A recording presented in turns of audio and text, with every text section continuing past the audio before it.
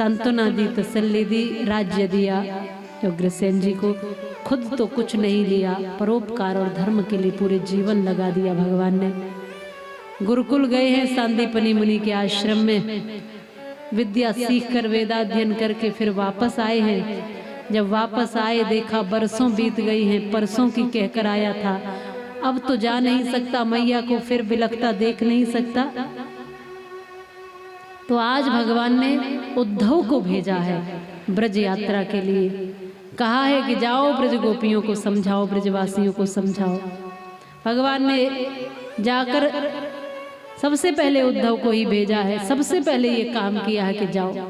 उद्धव आज गए हैं पर ज्ञान के अभिमान की पोटली लिए गए हैं। और प्रेमियों के बीच में अभिमान नहीं चलता है, अहंकार नहीं चलता, ज्ञान नहीं चलता, क्योंकि ज्ञान भी बुद्धि का विषय है और बुद्धि जो है भगवान तक नहीं ले जा सकती, यहाँ तक कि मन भी नहीं ले जा सकता।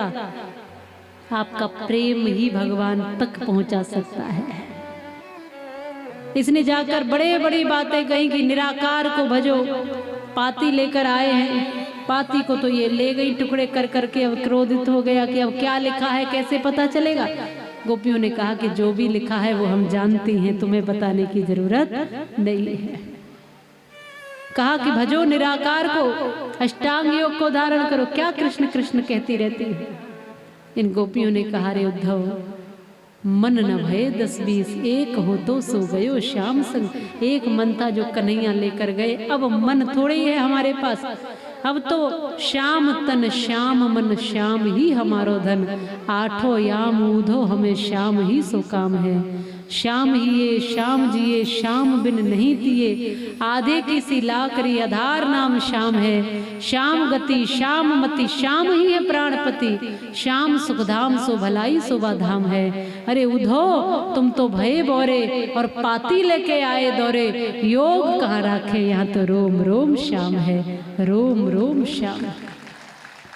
तुम्हारे भजन भक्ति के लिए जगह ही नहीं है, ये तो प्रेम की बात है उद्धव। बंदगी तेरे बस की नहीं है, यहाँ हृदय के होते हैं सौदे। आशिकी इतनी सस्ती नहीं। प्रेम वालों ने कब वक्त पूछा, उनकी पूजा में सुन ले रे उद्धव। यहाँ हर पल में होती है पूजा, सिर झुकाने की फुर्सत नहीं है। ये तो प्रेम की बात है उद्धव, बंदगी तेरे वश की नहीं है। तुम कहते हो कि सुबह आरती करो, शाम को आरती करो, सुबह उसको भजो, शाम को भजो, लेकिन हम तो आठों याम उसी को भजते हैं, रोम रोम में उसको बसा चुके हैं। इसलिए अब और कोई बसने वाला नहीं है, चाहे तुम्हारा निराकार ही क्यों ना हो।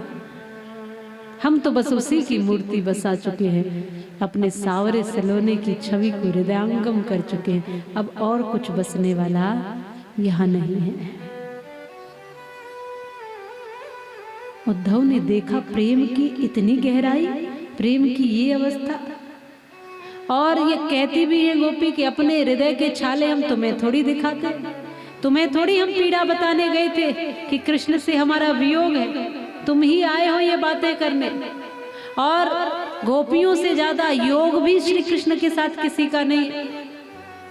शरीर से वियोग है लेकिन मन से योग है, मन से योग ही है। मानो गोपियां कहती भी हैं कि हर आंसू आंख में लाया मत करो, हर दिल की बात हर किसी को बताया मत करो, क्योंकि लोग मुट्ठी में नमक लिए फिरते हैं, इसलिए सबको अपने जख्म दिखाया मत करो। इसलिए गोपियां कहती हैं हम तो तुमसे कुछ कह ही नहीं रहे और ना ही सुनने की हमारी स्थिति है, ना ही तुमसे कुछ कह रहे हैं और ना ही सुनने की हमारी अवस्था और स्थिति है। चांदनी रात में बरसात बुरी लगती है और घर में लाश पड़ी हो तो बारात बुरी लगती है। और यूं तो तेरी बात में सच्चाई है उद्धव, पर दिल में दर्द होता है तो हर बात बुरी लगती है। फिर बड़े बड़े उपदेश ठीक नहीं लगते। जब पीड़ा हो, कष्ट हो तो केवल उपदेश काम नहीं आते हैं। थोड़ा मन की पीड़ा को तुम हमारी समझते तब तो कुछ हम तुम्हें समझाते। अब तुम ज्ञानी बने, ज्ञान के उपदेश लिए हमसे कह रहे हो कि मान जाओ, समझ जाओ। ऐसे समझने वाली स्थिति हमारी नहीं है। आज उल्टा समझा दिया प्रेम के उस पथ को गोपियों ने, ऊधो सूधो है गयो सुन गोपिन के बहन। इतना ज्ञान पर प्रेम हावी हो गया है कि अब ऊधो भी कृष्ण कृष्ण कृष्ण कृष्ण करने लगा है। प्रेम की विजय होती ही है, प्रेम की जीत होती ही है। ये तो प्रेम की बात है।